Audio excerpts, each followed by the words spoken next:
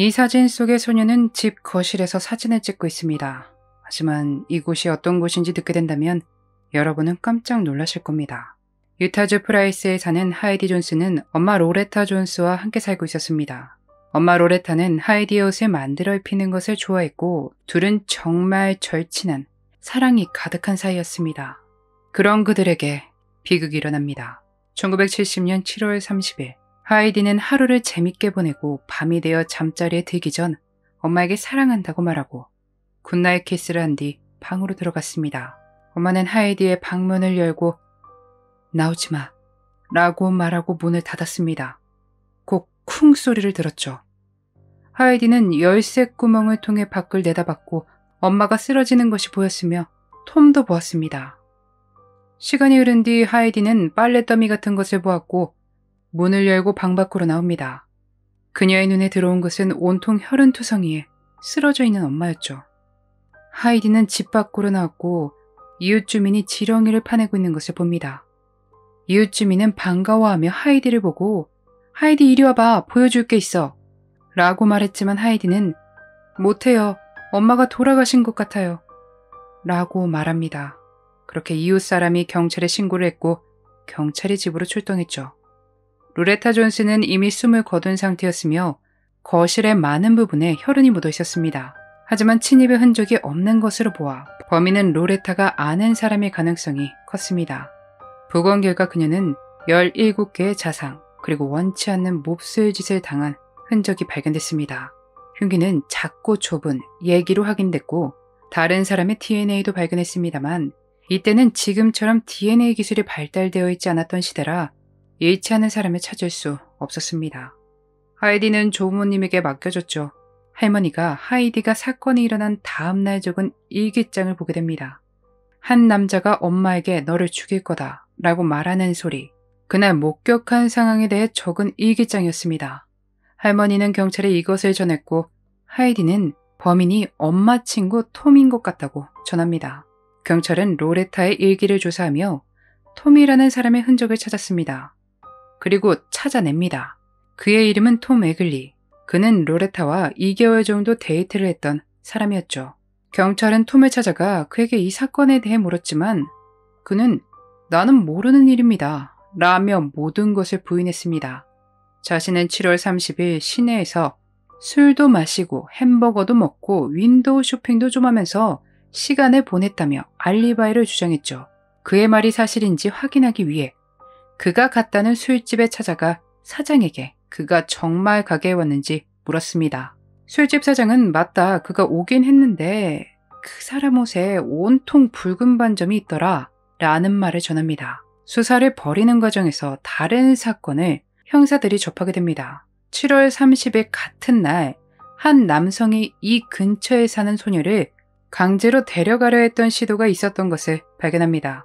소녀의 이름은 로리 클로우 펜넬로 밖에서 놀고 있었는데 어떤 모르는 아저씨가 다가와 데려가려 했다고 합니다. 소녀는 정말 최선을 다해 그를 놀라게 할 만큼 큰 소리로 비명을 질렀고 남성은 당황을 하더니 로레타의 집 방향으로 도망을 쳤습니다. 한날 같은 동네에서 이렇게 범죄가 일어나는 것은 의심될 만했습니다. 톰을 찾은 경찰은 로리 클로우 펜넬에게 확인을 요청했고 이 사람이 그날 너를 데려가려던 사람이 맞냐고 질문합니다. 네라고 대답한 로리는 토할 것처럼 속이 울렁거렸습니다. 경찰은 로리의 사건으로 그를 기소한 뒤 집을 수색하며 동시에 다른 형사는 그를 신문했습니다. 하지만 그에게서도 집에서도 로레타의 사건과 그를 연결시킬 어떤 것도 찾을 수 없었습니다. 그래서 그는 납치 시도 혐의만으로 90일의 형량을 선고받았고 안타깝게도 로레타의 사건은 미해결로 남게 됐죠.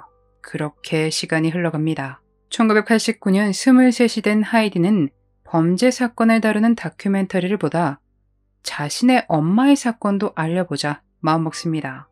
그녀는 사람들에게 알리고 유타주 경찰과 FBI 등 사건에 대해 재수사를 요청하는 편지를 보냅니다만 응답을 받지 못합니다.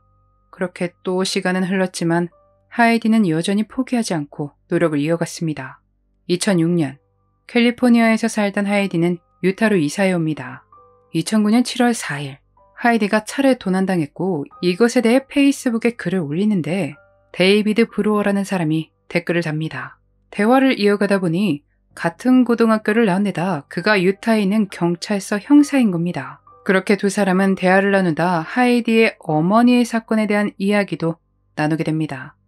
그는 당시 같은 학교 학생이었음에도 접하지 못한 사건이었기에 놀라워했습니다. 그 정도로 학교의 누군가에게 이 사건에 대해 하이디가 말하지 않은 거겠죠. 하이디는 큰 기대 없이 이야기를 했던 것인데 데이비드는 이 사건에 관심이 생겼고 조사를 다시 하려 마음을 먹습니다.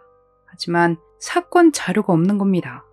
그가 얻어낸 것이라곤 오랜 시간이 지난 하이디의 기억, 사건 현장에서 찍힌 하이디의 사진, 언론에서 보도한 자료들, 현장에서 최초로 마주했던 사람들의 증언 등이었습니다. 그는 이 사진을 정말 이상하다고 생각했습니다.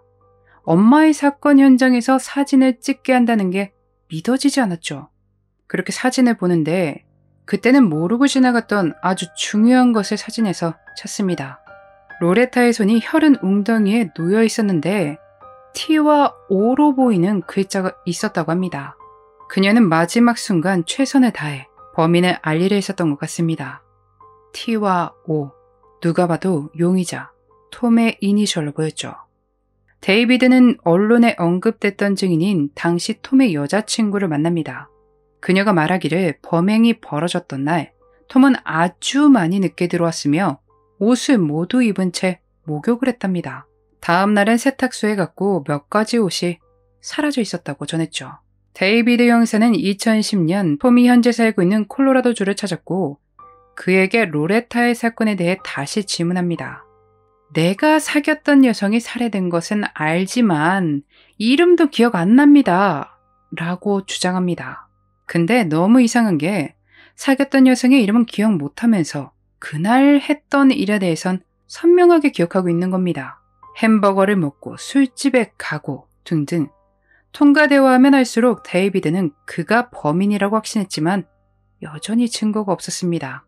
그래서 법의학적 증거를 찾기로 계획을 하고 2016년 7월 로레타의 묘를 발굴하기로 합니다. 하지만 뭘로 인한 침수가 있었는지 모든 것이 너무 훼손되어 증거로 쓸만한 것은 없었죠. 그럼 한번 승부를 걸어보자 생각했고 발굴한 것에 대해 공개적으로 알립니다. 그런데 뜻밖의 제안을 해오는 사람의 연락을 받습니다. 톰의 이웃인 리사 카터라는 사람이 자신이 녹음기를 착용하고 자백을 받아내겠다고 한 것입니다. 갑자기 이웃 사람이 그렇다고 톰이 자백을 할까? 라며 믿음은 가지 않았지만 그것을 수락했고 리사는 몇 주 동안 톰을 찾아가 대화를 나눕니다. 그때마다 리사는 톰에게 경찰이 발굴 현장에서 중요한 정보를 얻었다는 듯한 분위기를 계속 풍겼고 놀랍게도 그는 자백을 합니다. 본인이 로레타를 살해했고 하비아의 관계가 있었다. 싸우다가 이런 일이 벌어진 거다 라고 털어놨죠. 리사는 톰에게 경찰에게 이 사실을 알리도록 그를 설득했고 무려 46년이 지나서 2016년 8월 톰 에글리를 체포합니다. 그는 유죄를 인정하는 대가로 강제적인 몹쓸짓에 대한 혐의는 취하됩니다. 2016년 10월 그는 살인죄로 유죄를 받고 10년을 선고받습니다. 하이디는 조부모님 아래에서 자랐습니다. 조부모님들 모두 무척 힘들어하셨다고 합니다. 할아버지는 일찍 돌아가시고 할머니는 하이디가 엄마에 대해 이야기를 하면 그냥 두는 게 어떻겠냐고 말하며 슬퍼하셨다고 합니다.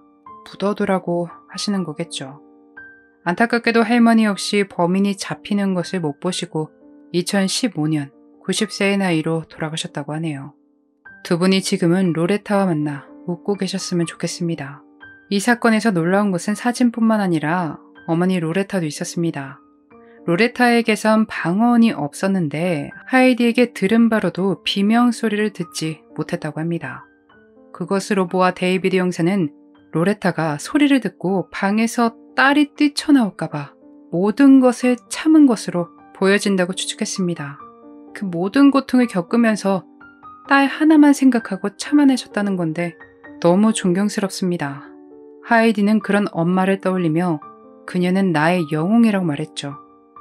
여러분은 오늘 영상 어떻게 보셨나요? 소중한 의견 댓글로 남겨주세요. 하이디는 엄마의 장례식에서 그녀를 마지막으로 보았습니다. 파란색 드레스에 카라가 길어 목을 감추고 있었죠. 어린 하이디에게 엄마는 마치 잠자는 숲속의 미녀처럼 보였다고 합니다. 그 이후에 엄마의 빈자리로 힘든 시간을 보내긴 했지만 희망이 있는 한 기회는 있다고 믿어왔고, 그리고 범인이 실제로 체포되었죠. 그녀의 용기와 굳센 의지가 엄마 로레타를 닮은 게 아닐까 조심스레 생각해 봅니다. 형량이 너무 아쉽지만 그래도 하이디도 하이디의 영웅 엄마 로레타도 조금이라도 편안했으면 좋겠습니다. 오늘 영상 마치겠습니다.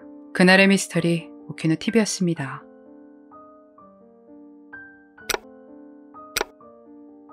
마지막까지 시청해주셔서 감사합니다. 좋아요와 구독은 저에게 큰 힘을 줍니다. 오늘 하루도 수고하셨습니다. 좋은 밤 보내세요.